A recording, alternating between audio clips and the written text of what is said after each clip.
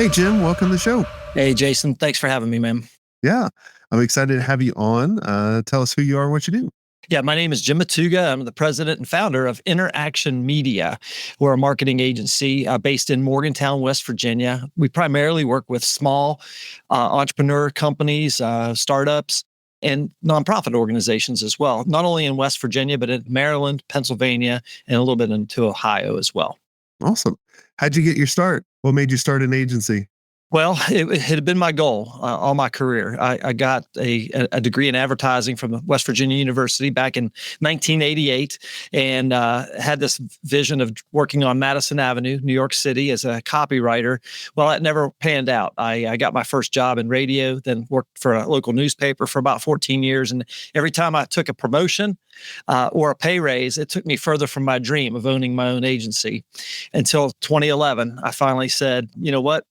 It's time. If I'm going to do it, I'm going to do it. And I bit the bullet, quit my job, and started an agency in 2011. What gave you the courage to do that?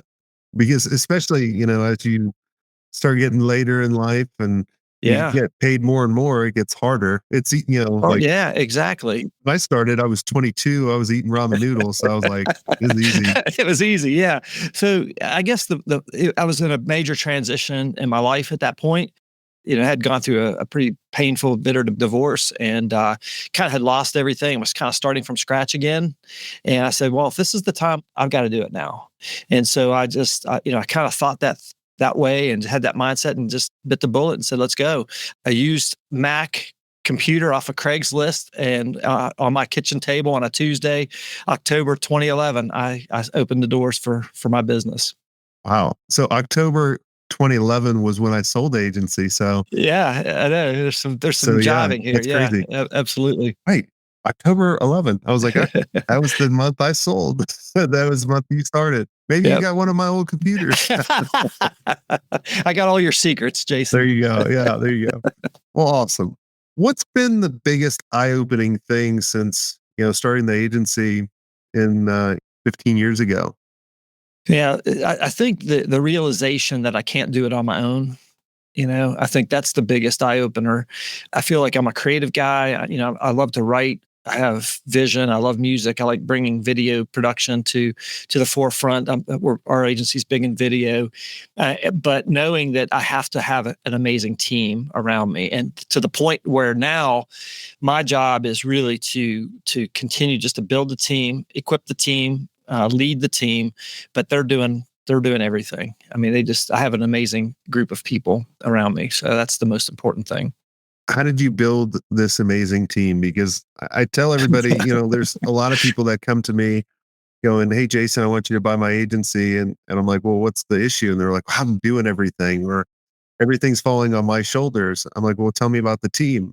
And that's one of the biggest hurdles people have to get over is it's not about how to scale your agency. It's about who can scale the agency. That's right. You're 100% on point with that. I think the idea, if I could give it like one word, it would be patience. I'm a very impatient person by nature, so I want everything now. But I've realized over the years that patience is the key. You got to let people develop into their roles. You have to give them opportunity. You have to give them a path forward, So we're always here talking about what's the next phase going to look like, right? And that's about vision, right? Creating a vision is what could be and what should be, in my humble opinion. I'm a very simple thinker, but what could be and what should be, and thinking that way, and then equipping the people around you to see that vision and say, yes, I want to be part of that. Yeah, I like the what could be and what should be. So give us an example of that. Of like, let's say, go back in a time when you were in the agency where you were doing a lot and it was constant up and down, even more than it is today. Everyone has ups and downs, but where you were at a point where you wanted to quit. Yeah, coming out of the pandemic was one of those benchmark moments.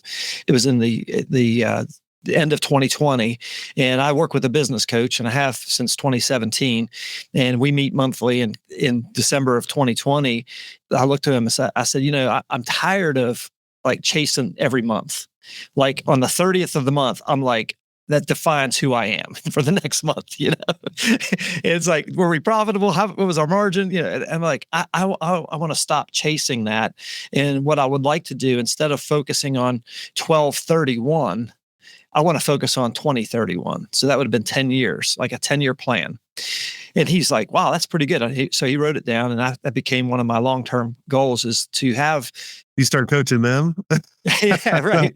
Well, it was just kind of profound how it came to me, but I was just like, listen, I want to have a business, an agency that is not dependent on Jim Matuga to be here to do everything, to sell every single piece of business that comes in here.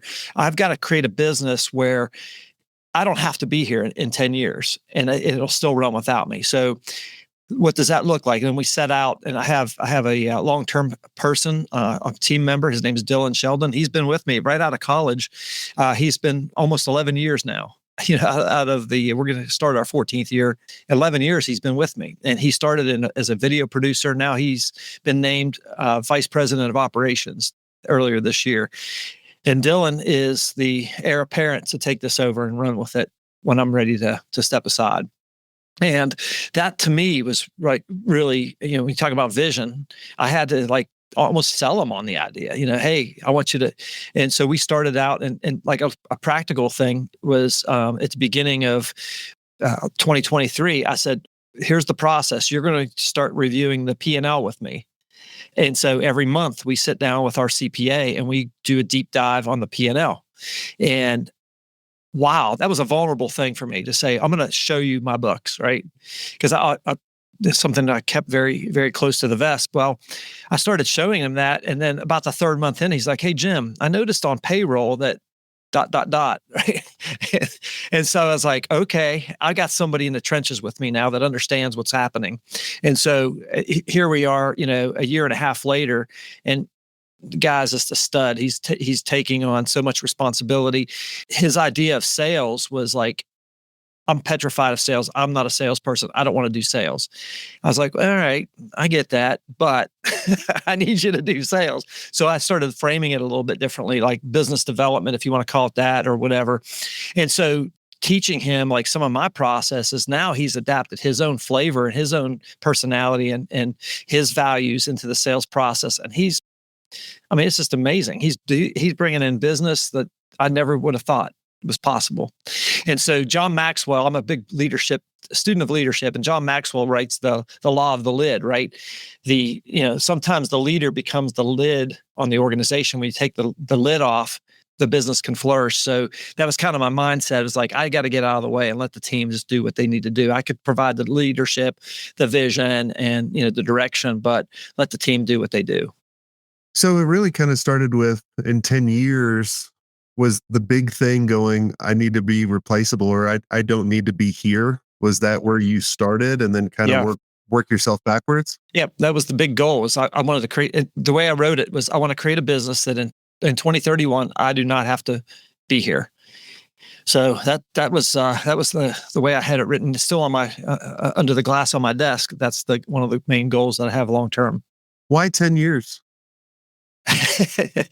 It was just a kind of a random thing. I felt like that I had like a 10-year runway, like of good energy in me that I'm 59. Here we are in 2024. I'm 59 years old, and I don't think I'll ever retire, but practically thinking like, how much energy, how much juice do I have, to be on top of my game, to understand technology, to understand, trends and what's working for clients and all that kind of stuff. It took me many years, even through the agency. When I was scaling the first agency, it was always about the numbers, right? It's like live or die. Like, yeah, you know what I'm talking about, that feeling of like, oh my gosh. Yeah.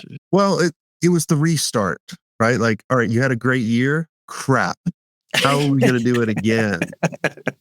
Exactly. And you're constantly focused on that. And it really put me in a bad path. Mm-hmm. And then what I started doing with this particular agency and this business, I started thinking about not how much money you can make, but how do I serve my audience that I want to help? How do I be more to them versus the reverse? And when I started doing that, the business actually grew quicker. Exactly. And it helped me avoid the burnout. Yeah. Well, Jason, what you're describing to me is the difference between success and significance. Significance is making a difference. Whether it's in people's lives or their business or in the world, and once you taste, you get that flavor of significance on your tongue. Success is not that important anymore. You want to have significance, and I think that's what you're doing, and that's what I'm trying to do as well.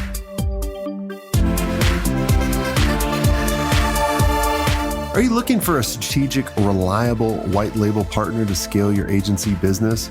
E2M is the #1 white label partner for digital agencies when it comes to web design, web development, e-commerce, SEO, and content writing. Now, E2M is a trusted partner by over 150 agency partners, and they've been providing white label services to agencies for over a decade with a team of 170 plus experts. E2M is on a mission to help 500 plus agency owners increase their revenue and profit margins with impactful white label services. Check out their transparent and flexible white label pricing model at e2msolutions.com/smartagency. E2M is currently running a special discount for 10% off for the first 3 months, available for a limited time. So go check them out right now.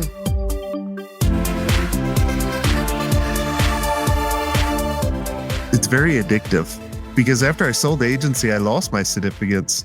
Yeah. Big clients weren't coming to me. My team, I didn't have any more. I was just sitting on a beach doing nothing. I was like, this is kind of boring. Like, it's good for like the first couple months, right? Or maybe the first 2 months or whatever. a couple days, honestly. Yeah. Okay. All right. There you go. My wife knows better than to take me to like a vacation where we're just laying on the beach. Like she loves to lay on the beach. I can't. I have to be, let's go play volleyball. Let's go hiking. Let's go swimming. Let's snorkel. Like I have to be on the move. I have to be doing something. And that's what I found. I always tell everybody, I was like, don't ever sell your agency unless you know exactly what you want to do next. Like with you, 10 years is when you want to retire. I would tell you, if you don't know, if you want to get an RV and tour the country or tour the world, perfect. You know exactly what you want to do. You'll be happy. Or you want to do this particular business, whatever it is, be an airline pilot, whatever. But if you don't have what you want to do, you're going to be totally lost. Yeah. You have to have purpose in the world for sure. Yeah. Like what you were telling me kind of the pre-show about you buying the proposal template we used to sell, 9 years ago or something. I was like, wow, that's crazy. Like we haven't sold that in a long time. Yeah. It was September 14th, 2015. I bought the template agreement from Jason Swank. and I honestly, it has a little bit of a different look, but that whole template is still in use today. Best $99 I've ever spent, Jason. Yeah, I was like, we should charge more on that one. Yeah, thanks. Thanks for not. Yeah, that was crazy because we started this business in 2014. Yeah, so it was probably only a couple months later for the proposal. That's cool. That's super cool. And I called it the best marketing or the cool. I don't know. It was the dumbest name for a proposal template you could ever think about. Yeah, it's probably like the most effective marketing proposal or advertising proposal or something like that. Anyway. No, I think I had awesome in there. Awesome. Like, okay, yeah. I think I had the awesomest proposal template. I love it. Well, it got my attention. It worked for sure. It worked. Very cool. That's awesome. Is there anything else that has shocked you throughout the years running your agency? Yeah, I think technology has just been such a blessing, I think, for agency, whether it's digital and when I first started the agency, I had come from a strong, I think I mentioned, a newspaper print background. So I thought in my business plan, I'm going to be a print oriented agency. Well, about a week in, I realized, hey man, everybody's wanting video and everybody's wanting web and web development. So I was like, okay, let's just shift in that direction. So the technology aspect of everything, the ability to do a podcast. If you want to talk about my podcast, we could talk about that. Artificial intelligence now. I mean, it's just making life efficient and so easy to get ideas generated, and just the whole digital movement has been probably the most overwhelmingly shocking thing. I didn't realize how that was going to play into running a business and being the last year when we launched our SaaS application, I was being invited. I mean, I was speaking virtually every week around the state of West Virginia, a couple different states, as a AI marketing expert. And I'm like, what? How did I get this title? But it was just kind of funny because I was an early adopter. I dove in head first and try to figure it out. How can we use technology to make ourselves better and serve our clients better? How are you guys using AI in your agency? Well, if it's okay to talk about StoryMaker, that's our SaaS application. We created StoryMaker, launched it May 1st, 2023, and we have subscribers all over the country. And so what we've done is we've taken our story process. That's probably the thing that we're known for most at Interaction Media is our ability to tell compelling stories from a marketing perspective. So we've taken our complete story process, which is like 8-step process, combine it with generative AI, create it within a database. The software as a service application, the SaaS application, is actually a database of your business, your products or services. And then you're able to, with a couple of clicks of a mouse, create the perfect prompt for ChatGPT. We're using 4.0 now, and create content on the fly. And it's everything from a 30-second pitch to sales emails to blog posts to social media posts, even email responders. I mean, we've got some really cool stuff built into that. So not only did we embrace AI and use AI, but we created a software application specifically to create marketing content and advertising content for our clients. And then now we're selling subscriptions across the country for it. So do you use this as kind of like a foot in the door as well, or like a black box to your current clients to keep them with you? Yeah, so we do. So every client gets a complimentary subscription. It's only $348 a year, but every client gets a subscription. But then we also build out the database for them. Okay, so, and I'll give you credit for this too. I'm heaping all sorts of kudos, but years ago you had this idea of the foot in the door offer that I first heard about that I used to give away, and we called it our marketing intake, but it was the marketing blueprint. Right. And so I used that same terminology that you used. And so our intake process for StoryMaker is our marketing blueprint that typically we charge $5,500 for. We give that to clients. And if you buy a subscription to StoryMaker, you get the process. It's all automated. There's no human interaction. You fill out the forms, basically. It's all prompt and a tutorial that walks you through it. Very easy. And within a few minutes, you're creating custom marketing content generated by, AI.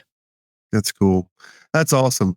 I always like to see when agencies use AI or create their own kind of software that complements that will either keep their clients because they're like, if they leave, in most cases, like if they leave, they don't take that with them, or it's kind of that them testing you out and be like, man, if they created this, and it's telling me what to do. It was like, I'm too lazy to do it. Maybe these guys that created it can go do it. Yeah, and absolutely. It leads to that.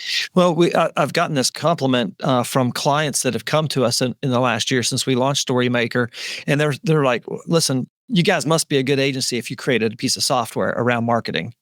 And so to your point, it gives you credibility, and not only credibility, but visibility. So like all the speaking engagements, the blogs that I've gotten to write on, the video podcasts and interviews like this have been amazing. I mean, I never could have imagined it.